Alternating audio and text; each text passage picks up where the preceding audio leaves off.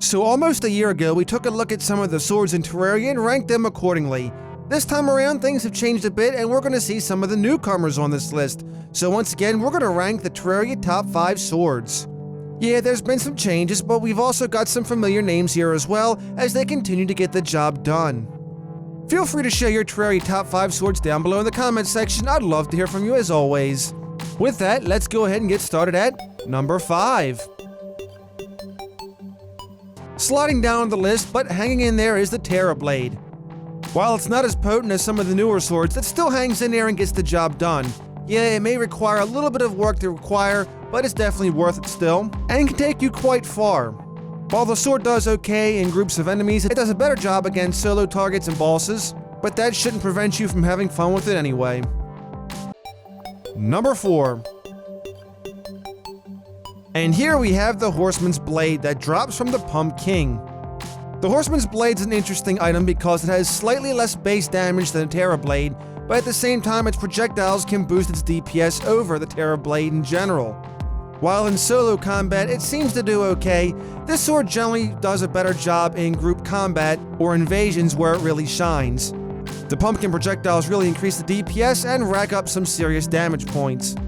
In a boss fight, some may argue that the Horseman's Blade may be a little bit stronger than a Terra Blade, but either way, it's very neck and neck on both ends.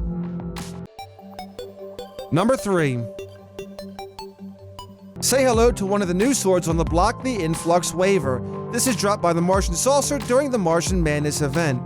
It has a stronger base damage than the Terra Blade, but it also has the ability to shoot projectiles just like the Terra Blade, and what's really neat about this is, once the projectile strikes an enemy successfully, it can actually return again up to 2 times, causing more damage.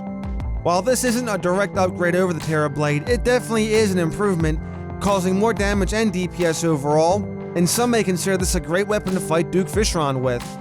One thing's for certain, if you love swords, this is definitely worth picking up. Number 2. Coming in at number 2 is the Star Wrath, dropped by the Moonlord. The Star Wrath has 110 base damage just like the Influx Waver, but what makes this interesting is the swing speed as well as the falling projectiles that come from the sky. This weapon is fantastic for clearing large groups of enemies, and can handle bosses quite well too. Combine the falling stars, the weapon's speed, and the fact that it's auto-swing makes this one very deadly sword.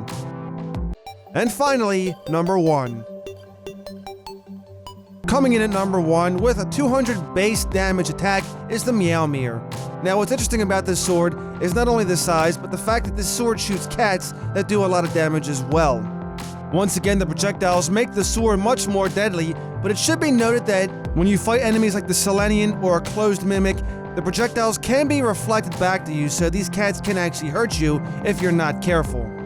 It should be noted the Meowmere has the highest base damage of all melee weapons, followed by the Terrarian, but the Terrarian has a higher DPS than the Meowmere.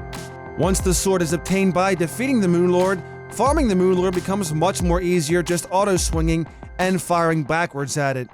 Thank you everyone for watching. I hope you found this video informative. Please be sure to rate the video accordingly. Let me know what you think down below in the comments section. I'd love to hear from you. Feel free to share your Terraria top 5 swords down there as well. New viewers, subscribe for more Terraria top 5s, helping hands, and other videos as well, as we got more content coming along the way. Have yourselves a wonderful day.